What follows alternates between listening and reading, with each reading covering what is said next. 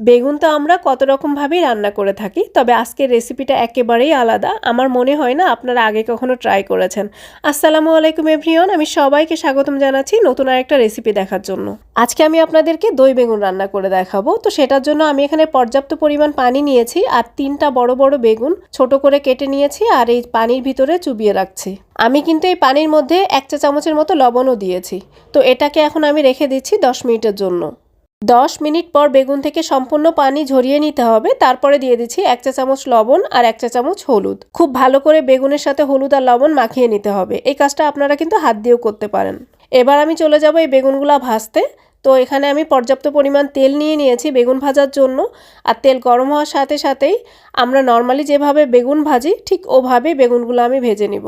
বেগুন ভাজার আগে অবশ্যই বেগুনটা পানিতে ভিজিয়ে রাখবেন। এক সময় ছিল এই কাজটা আমিও করতাম না, তখন বেগুন ভাজতে কিন্তু অনেক সময় লাগতো। লবণ পানির মধ্যে বেগুন ভিজিয়ে রাখলে এটা তাড়াতাড়ি ভাজা হয়ে যায় আর লবণও কিন্তু এর ভিতরে খুব ভালোভাবে ঢুকে। তো অবশ্যই চেষ্টা করবেন এই কাজটা করার। আমি একে একে সব বেগুনগুলো ভেজে নিয়েছি আর এই বেগুন ভাজতে আমার সময় লেগেছে মাত্র 5-6 মিনিট। এবার চলে যাচ্ছি দই রেডি করতে। আমি এখানে 800 গ্রামের মতো টক দই নিয়েছি আর দইয়ের ভিতরে নিয়ে নিলাম 1 চা চামচ লবণ, 2 চা চামচ চাট মশলা আর নিয়ে নিচ্ছি 1 চা চামচের মতো রসুন কুচি।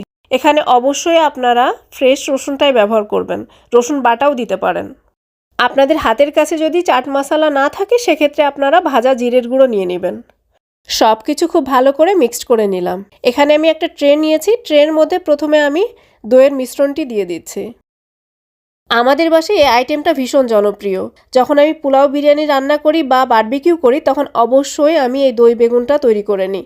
আর আমাদের বাসায় মেহমান আসলে তো মাস্ট আমি এটা করবই। বাসার সবাই এটা অনেক পছন্দ করে আর আমাদের বাড়িতে যারা যারা এসেছেন আর যারা যারা খেয়েছেন সবাই কিন্তু খুব প্রশংসা করে। সো আপনারা নিঃসন্দেহে এই রেসিপিটা ট্রাই করতে পারেন, সবাই অনেক প্রশংসা করবে। তো ঠিক একইভাবে আমি বেগুন আর দইয়ের লেয়ারটা দিয়ে নিচ্ছি, আপনারা দেখতেই পাচ্ছেন। যারা ওজন কমাতে চান তাদের জন্য এই রেসিপিটা তো একদম পারফেক্ট। এরকম বেগুন আর দইয়ের এক প্লেট যদি আপনারা দুপুরবেলা পান তাহলে কিন্তু আর কিছুই লাগবে না আপনাদের। আর স্পেশালি সামারের টাইমে এমন ঠান্ডা খাবার খেতে কার না ভালো লাগে। আর বেগুন তো আমার ভীষণ প্রিয় একটা খাবার। বেগুন যেভাবেই রান্না করি না কেন আমার খেতে ভীষণ ভালো লাগে। আপনারা চাইলে এই রেসিপিটা যে কোনো টাইমে বানিয়েই কিন্তু ফ্রিজে রেখে দিতে পারেন। সাইড ডিশ হিসেবে কিন্তু এটার তুলনাই হয় না। দই আর বেগুনের লেয়ারটা সম্পূর্ণ দেয়া হয়ে গেছে, এখন আমি এটাকে ফ্রিজে রেখে দিচ্ছি। এবার আমি লাগিয়ে নিব তড়কা। তো এটার জন্য আমি 2 টেবিল চামচের মতো তেল নিয়েছি আর 1 চা চামচের মতো নিয়েছি মরিচের গুঁড়ো। সব কিছু খুব ভালো করে মিশিয়ে নিয়ে এবার ঢেলে দিচ্ছি আমাদের দই বেগুনের উপরে।